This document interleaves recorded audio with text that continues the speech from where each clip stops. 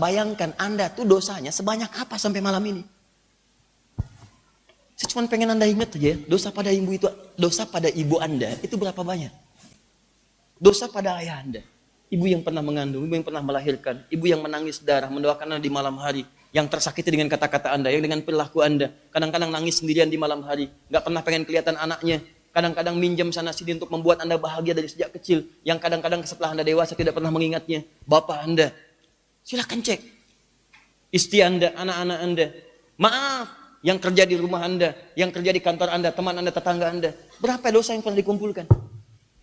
Belum kalau ingat lagi sedikit-sedikit. Mata, berapa banyak dosanya?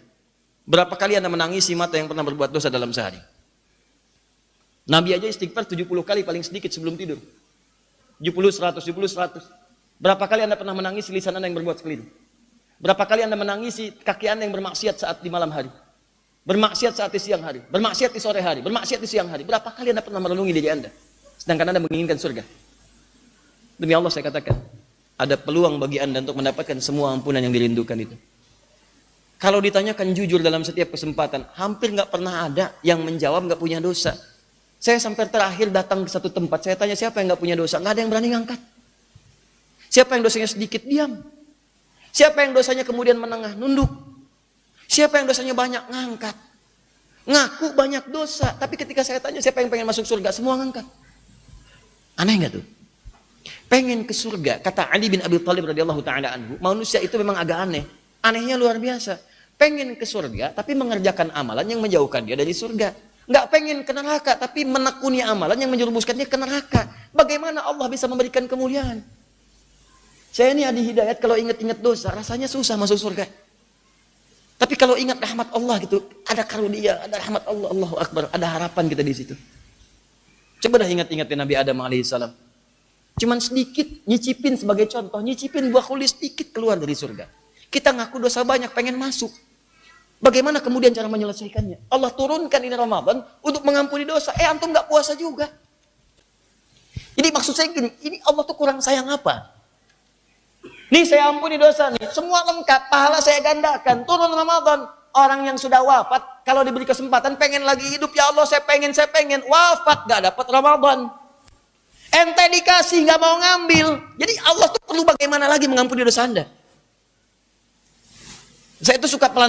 Sejak pulang dari luar negeri itu ke Indonesia, saya suka amatin tuh. Hampir setiap mendekat Ramadan, pasti ada orang soleh meninggal. Ada orang soleh wafat.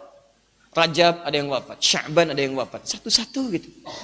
Ya Allah, orang-orang baik itu. Saya pertama tiba ke Indonesia itu, ada sahabat kita itu, Ustaz Ahmad Muzammil. Ya, beliau mengasuh pondok pesantren Al-Hikmah di Lebak Bulus. Saya juga mengasuh Al-Hikmah di Lebak Bulus. Beliau yang Al-Hikmah untuk tajwid, saya Al-Hikmah untuk yang hafalan Quran. Jadi, Masya Allah, saking sayangnya Allah dipanggil sebelum Ramadan. Teman-teman, ya sederhana sekali, panggilnya itu indah sekali. Muridnya banyak. Jadi kalau tahsin sekarang itu, tahulah orang-orang tahsin itu. Ya, pahalanya udah mengalir ke setiap orang baca Quran, mengalir pada beliau. Mengalir. Beda usia kami kurang lebih 5-7 tahun lah. Ya, 37, berarti saya 30 tahun saat itu. Ya.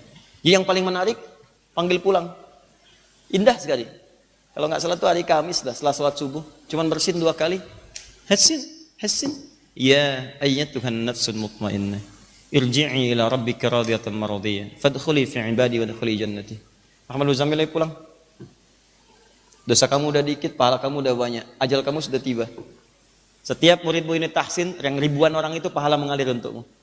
Adi Hidayat dosanya masih banyak, biarin aja hidup sesuai dengan ajalnya. Supaya dia istighfar, supaya dia bertobat dari dosa, supaya dia mengerjakan amal saleh. Kamu banyak amal, pulang. Masya Allah. Cuma bersin 2 kali. Hasin. Ya Tuhan nafsul mutmainnah, pulang. Meninggal. Ini udah bersin 2 kali belum meninggal. Hati-hati. Kita semua.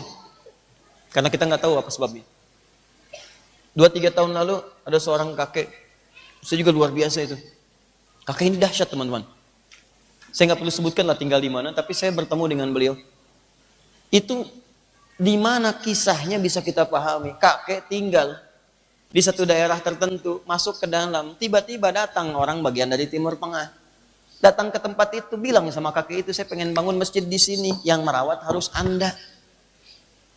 Demi Allah saya katakan, sampai sekarang masih ada masjidnya. Saya pernah sholat di situ, datang ke situ melihat orangnya. Saya pengen bangun masjid di sini, tapi yang merawat mesti Anda. Itu siapa yang memperjalankan orang dari Timur Tengah, dari Qatar datang ke situ? Siapa yang memperjalankan? Tiba-tiba ke situ. Jadi masjid dirawat oleh beliau. Yang buka tempatnya, yang bersihinnya, yang segalanya. Kalau ada belum orang adzan, beliau yang adzan. Ada kemudian siap sholat, beliau yang imamin. Orang-orang berbaris. Anda tahu caranya pulang? Ramadan itu sangat mulia. Jumat terakhir di bulan Ramadan. Setelah Jumat, sore-sore. Ya, ba'da asar. Menunggu buka itikaf di masjid. Allahu Akbar. Apa yang dikerjakan? Cuman istirahat. Merem-melek. Ya Tuhan nafsul mutmainnah. Cuman tidur-tiduran, merem-melek, pulang. Selesai. Mulia. Di sebelah sana tuh sudah merem-melek. Belum meninggal juga nih. Enggak, saya cuma mau katakan wallahu a'lam kapan kita pulang. Tapi setidaknya ada kesempatan untuk memperbaiki diri. Saya mau katakan begini ya. Kalau orang yang wafat tidak punya peluang mendapatkan Ramadan di tahun ini, hati-hati. Mungkin Allah sudah berikan kepada mereka kemuliaan dengan menggugurkan dosa-dosa dan memperbanyak pahalanya. Anda diberikan kesempatan Ramadan tahun ini, belum mampu juga untuk bertobat, Anda butuh berapa Ramadan lagi? Saya ulangi ya. Ada orang-orang baik yang wafat tidak mendapatkan Ramadan di tahun ini. Menurut Allah barangkali sudah cukup pahalanya, sudah diampuni dosanya. Kita diberikan kesempatan mendapatkan Ramadan di tahun ini. Kalau belum Anda maksimalkan juga untuk bertobat kepada Allah, Anda butuh berapa Ramadan lagi untuk mengampuni dosa? Ya. Maka ketika Ramadan akan tiba, tuliskan di buku catatan Anda. Saya sih saranin dari sekarang, Anda beli buku catatan. Nanti saya terangkan ketika masuk pada materi selanjutnya. Anda beli buku catatan. Kalau nggak ada, ya saya akan beri ikhtiar lah. Berapa murid-murid yang ada di sini, kita akan belikan bukunya. Pegang satu-satu. Mulai mendekatkan Ramadan, tuliskan di bagian depannya. Ramadan. 1. Ada ampunan semua dosa. Berikan catatan. Dosa kamu banyak. Katanya pengen ke surga. Ayo semangat. Doa. Ramadan. Menghadirkan banyak pahala. Tuliskan di sini. Emang kamu ahli surga? Sudah merasa banyak pahala? Ayo siap-siap. Ramadan ada malam Al-Qadar. Tuliskan di sini. Ayo buru itu. Malam yang pernah belum kamu dapatkan dalam hidupmu. Kamu sudah mendapatkan Ramadan 15 kali, tapi belum mendapatkan malam Al-Qadar itu. Ayo, tahun ini jangan sampai lewat lagi. Maksimalkan. Nanti setelah selesai, saya turunkan materi selanjutnya bagaimana menyiapkan agenda Ramadan. Tapi yang mau saya sampaikan, bersikaplah seperti para sahabat di zaman Nabi SAW. Para tabi'in, salafus saleh, begitu akan tiba bulan Ramadan, mereka memandang semua kemuliaan ini sehingga ada semangat dalam diri mereka.